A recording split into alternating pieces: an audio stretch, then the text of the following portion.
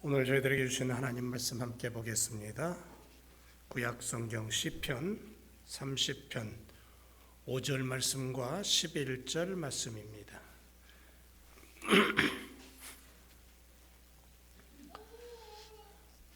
시편 30편 5절 11절 함께 말씀 읽습니다. 시작. 그 노염은 잠깐이요 그 은총은 평생이로다. 저녁에는 울음이 기숙할지라도 아침에는 기쁨이 오리로다. 주께서 나의 슬픔을 변하여 춤이 되게 하시며 나의 베옷을 벗기고 기쁨으로 띠우셨나이다. 아멘. 할렐루야. 주님의 이름으로 환영하고 지난주에 눈 때문에 못 오신 분들도 주님의 이름으로 환영하면서 우리 지난주에 못한 거 새해 인사 한번 하죠. 해피 뉴 이어. 새해 복 많이 받으세요.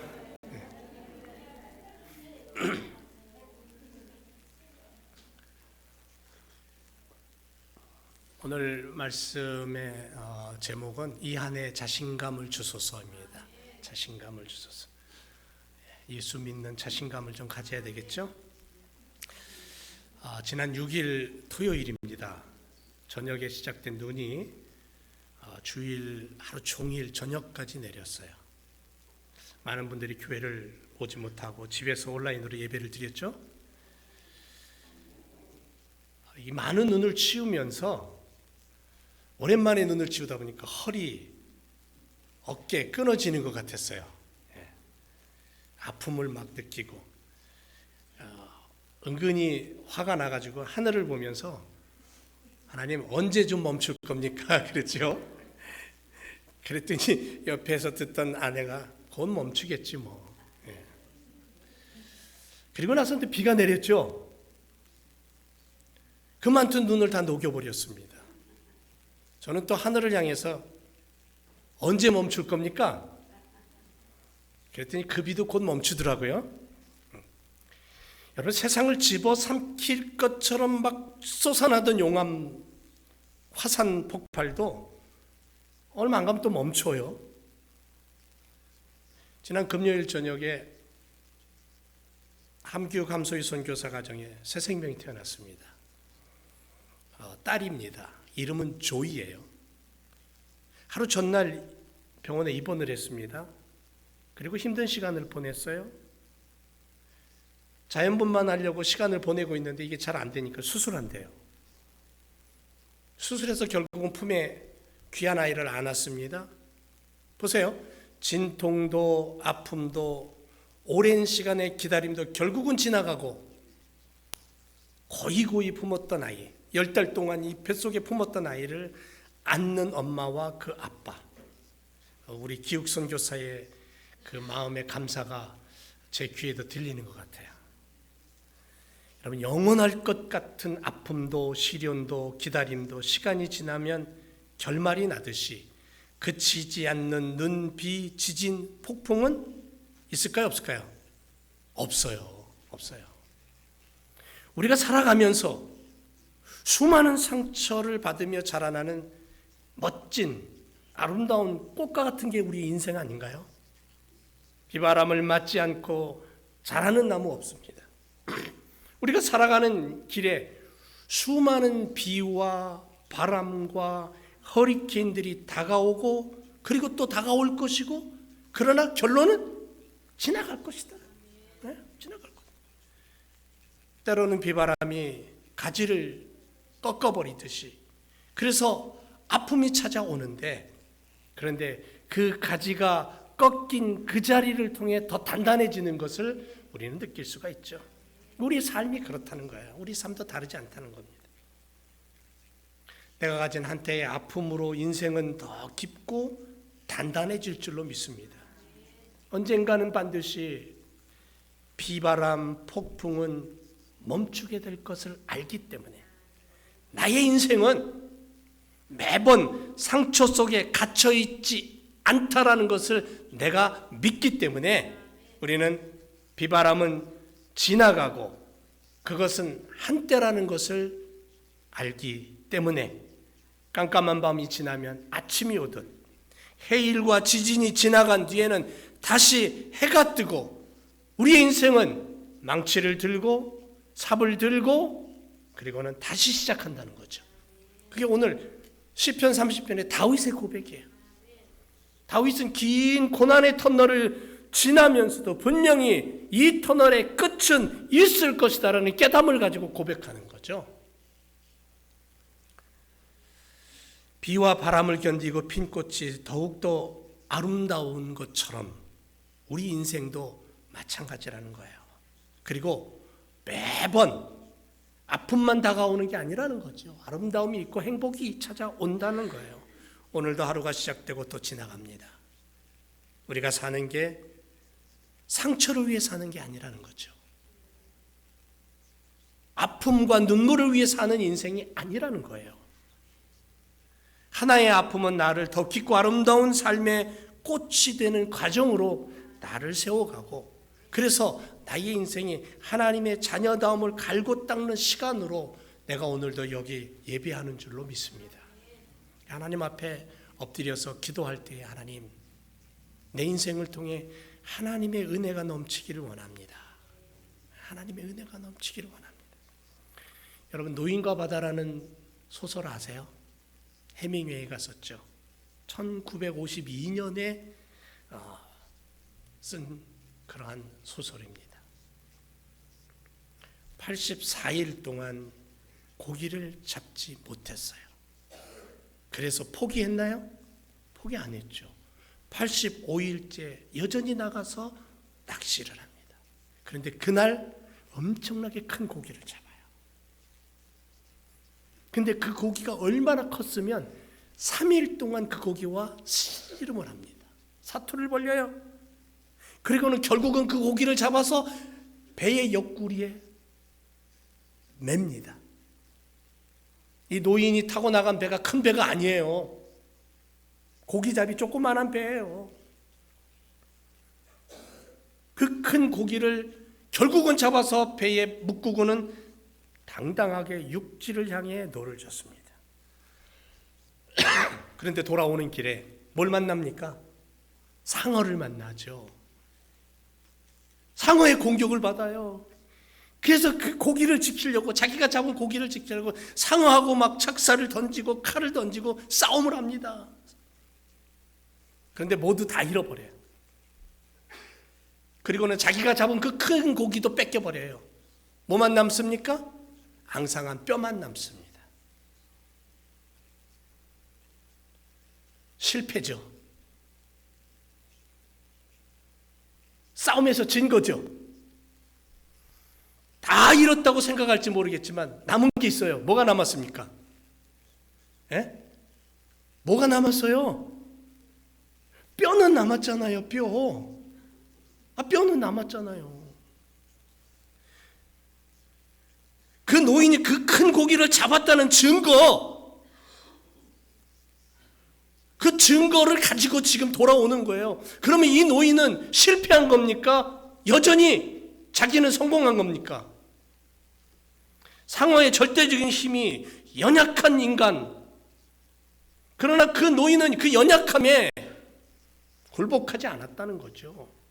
노인의 몸은 지치고 가진 것 다 빼앗기고 망가졌으므로 철저한 실패다? 우리는 그렇게 얘기할지 모르지만 아니요. 낙심하거나 좌절하기보다는 상어의 힘과 당당하게 겨루는 노인의 의지를 우리는 이 글에서 발견하는 거죠. 바다 한가운데 외로움과 절대 고독에 맞서서 희망을 잃지 않았던 이 노인의 삶, 상어와의 싸움의 과정에서 보여준 늙은 인생 속에 들어있는 인간의 의지, 비록 나이 먹어서 늙어서 이제 곧 죽을지 모르지만 그러나 너한테 내가 지지는 않는다라는 이 자신감. 여러분, 팬데믹 이후를 보세요. 모래바람이 있는 황량한 사막처럼 온 세상이 인간의 욕심과 욕망의 그물이 드리워쳐져서 올바른 삶의 방향을 잃어버리고 패배를 모이는 한 노인의 삶을 들여다보지도 못하고 그저 그냥 배회하고 방황하는 이 시대를 우리는 들여다볼 수가 있습니다. 이 작품에서 인간은 상어로 상징되는 죽음 앞에 패배한 것 같지만 용기와 자기 극복으로 과감하게 죽음과 맞서는 인간의 존엄성, 인간의 자신감, 이걸 얘기하고 있는 거예요, 이 책에서.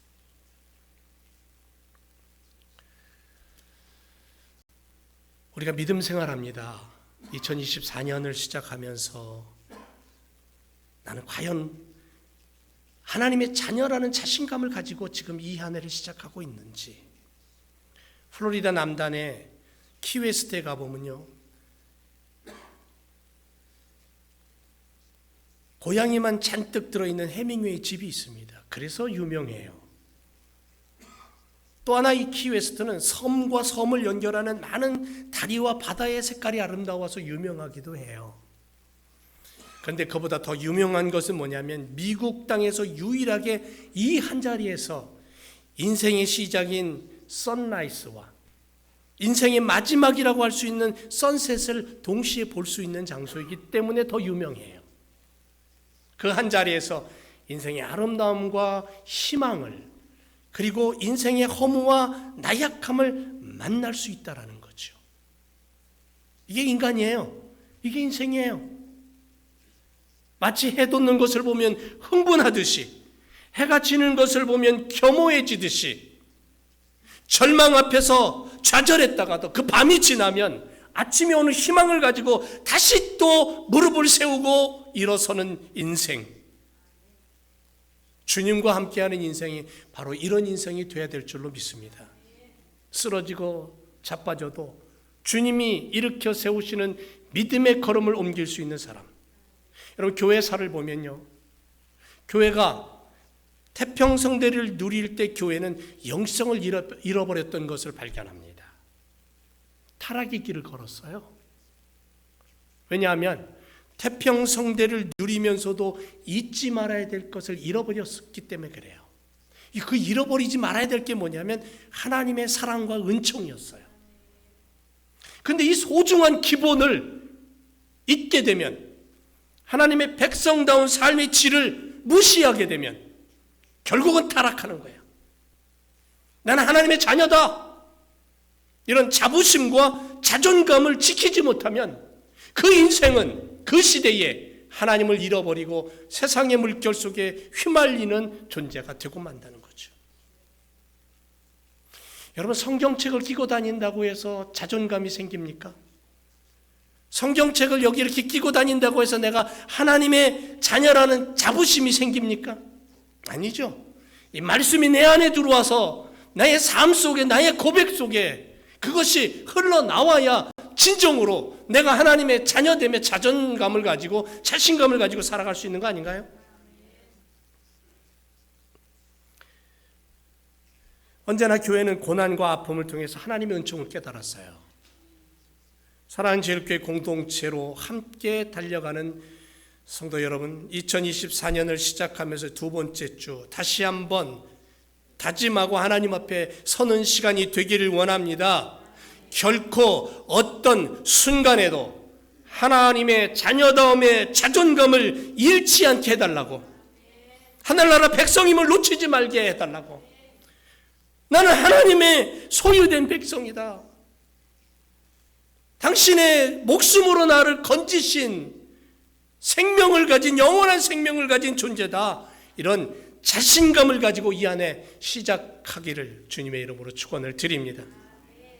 오늘 시편 30편의 말씀은 다윗의 고백인데요, BC 165년경 마키비우스가 성전을 정결한 후에 그 성전을 하나님 앞에 봉헌할 때 이 시를 낭독하고 고백했답니다.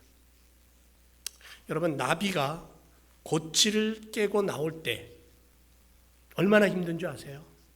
옆에서 보면요, 굉장히 처절합니다. 너무너무 처절하니까, 너무 힘들어 보이니까 옆에서 보다 못해서 그 고치를 조금 찢어줬어요. 벌려줬어요. 그러면 좀 쉽게 나올 거 아닙니까? 그런데 쉽게 나오기는 했는데 날지를 못합니다. 스스로의 힘으로 그 고치를 벗어나서 해방될 때만이 새로운 존재로 하늘을 나는 나비가 되는 거예요. 그 누구의 힘이 아니라 스스로의 힘으로 전능자의 내주하심과 성령 하나님의 임재로 솟아나는 힘을 가지고 어둠의 터널을 뚫고 나가야 진정한 승리를 맛보고 진정한 인생을 노래하는 믿음의 사람이 되는 거예요. 여러분, 우리 공동체 안에 지금 고통당하는 분이 있습니까? 아파 힘들어하는 분이 있습니까? 아마도 우리가 잘 아는 듯이 김동기 집사님은 참 힘들 거예요. 굉장히 힘들 겁니다. 항암 치료 해본 분은 아실 겁니다.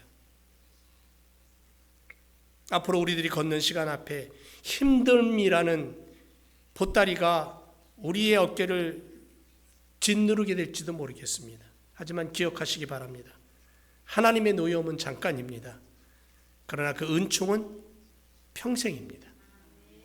저녁에는 울음이 나를 휘감아 밤을 지새며 괴로워할지 모르지만 반드시 아침이 오고 그 아침에는 기쁨이 함께 찾아오고 희망이 우리를 일으켜 세울 줄로 믿습니다. 왜? 하나님께서 당신의 자녀들을 기억하고 계셔요. 나를 만드신 전능하신 그분이 나에게 슬픔이 벗겨지고 춤이 되게 하는 삶을 살기를 원하셔요.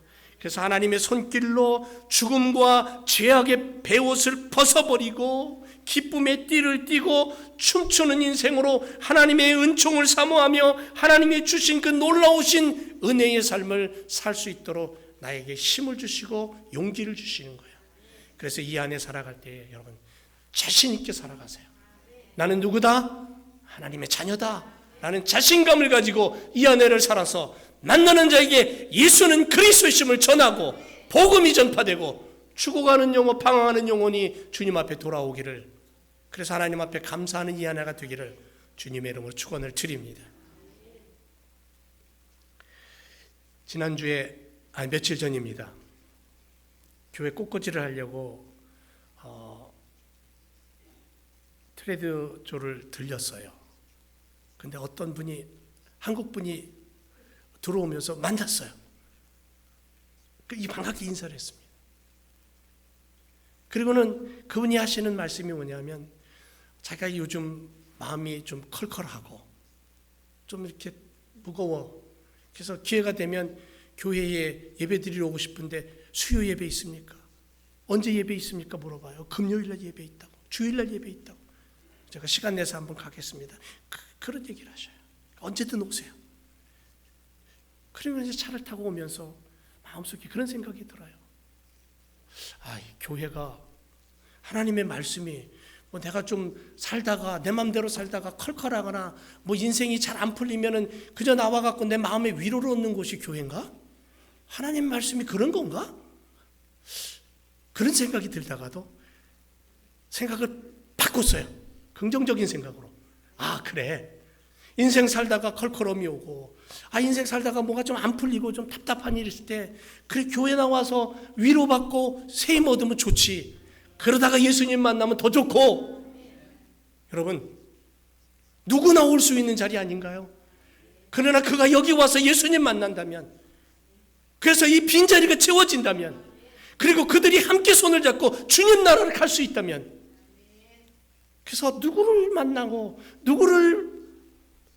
누구와 대화를 하든 예수 그리스도를 전하고 교회로 인도하는 이 하나가 되기를 원합니다. 근데 그렇게 하려면 뭐가 있어야 돼? 내 마음속에 확신이 있어야 되는 거예요. 아, 나는 하나님의 자녀라는 분명한 믿음의 용기가 있어야 되는 거예요. 자신감이 있어야 되는 거예요. 내가 믿는 믿음이 이게 잘못된 건가? 헷갈리면 안 된다는 거죠. 여러분, 믿습니까?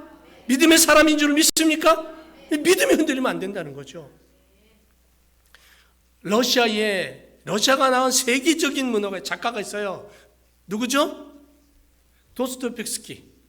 발음도 잘 안 돼. 근데 그 사람은요, 9년 동안 시베리아 유배 생활을 한 뒤에 죄와 벌 학대받는 사람들이라는 명작을 남겼어요. 이탈리아에 출신 단테는 정적들에 의해서 추방을 당하고 방랑의 시간을 보내면서 뭘 썼는 줄 아세요? 신곡이라는 명작을 남깁니다.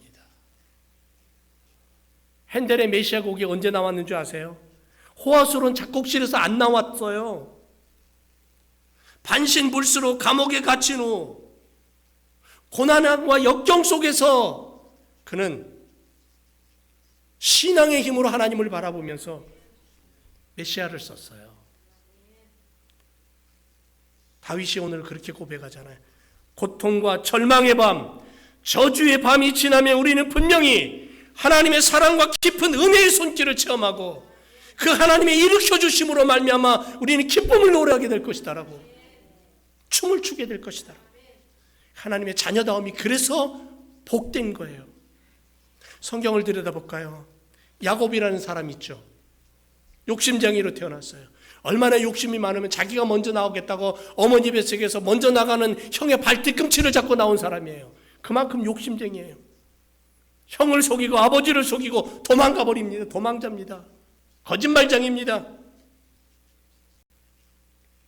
그런 인생을 살던 그가 나이 먹어서 고향집이 그리워 돌아옵니다. 돌아올 때 약복강 나루토에서 밤을 지새며 인생을 돌아보고 천사를 만나 씨름을 합니다. 여러분, 야곱에게 있어서 그 밤은 절망과 고통의 밤이었어요. 자신의 인생을 가로막고 따라다녔던 어둠의 긴 물줄기를 끊어버리기를 원하는 밤이었고요. 고통의 터널을 벗어나고 싶은 밤이었어요.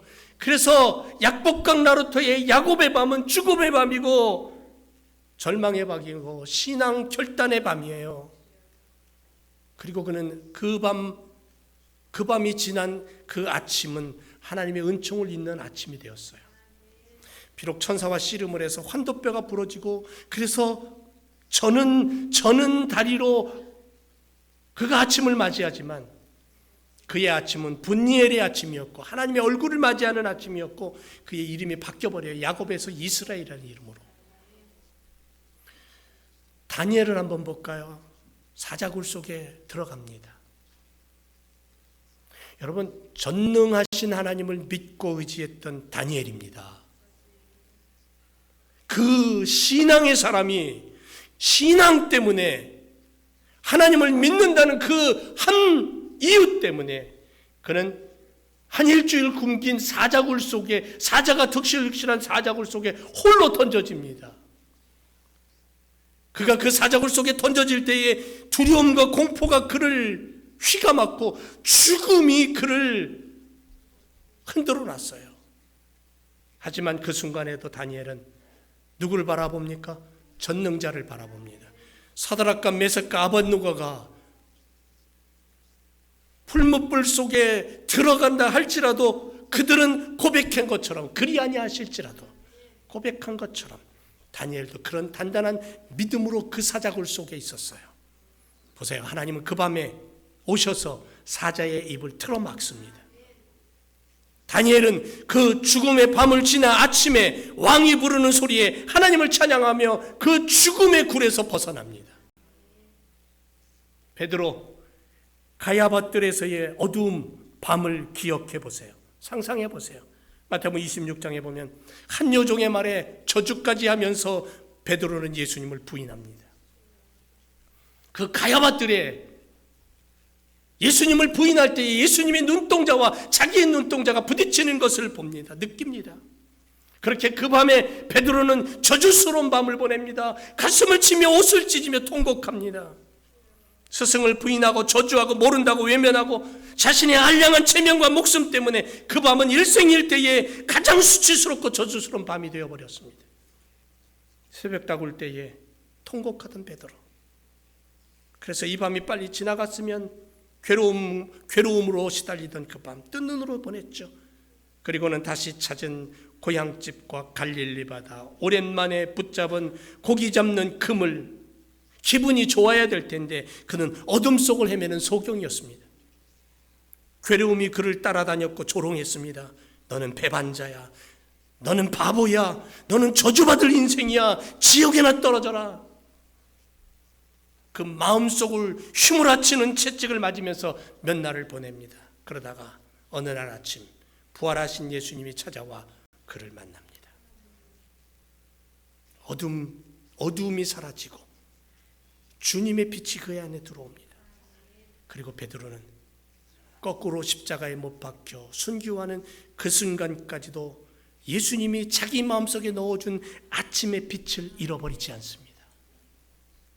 그런 거예요. 이 땅에 숨을 쉬며 살아가는 인생길에 그 누구도 피할 수 없는 어둠의 밤, 눈물이 캄캄하여 터널 속을 빠져나가지도 못하고 주저앉아 있는 인생을 향하여 주님 분명히 말씀합니다. 그 어둠의 길을 내가 함께 할게.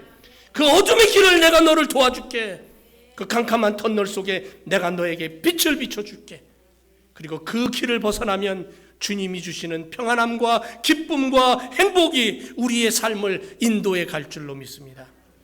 사랑하는 성도 여러분, 2024년을 시작하는 시점에서 우리 교회 공동체 믿음의 사람들이 그 하나님의 약속을 믿고 이 안에 자신감을 가지고 나는 예수 그리스도의 사람이다, 나는 믿음의 사람이다, 나는 하나님의 자녀다라는 분명한 고백으로 달려가는 이 하나가 되기를 주님의 이름으로 축원을 드립니다. 기도하겠습니다.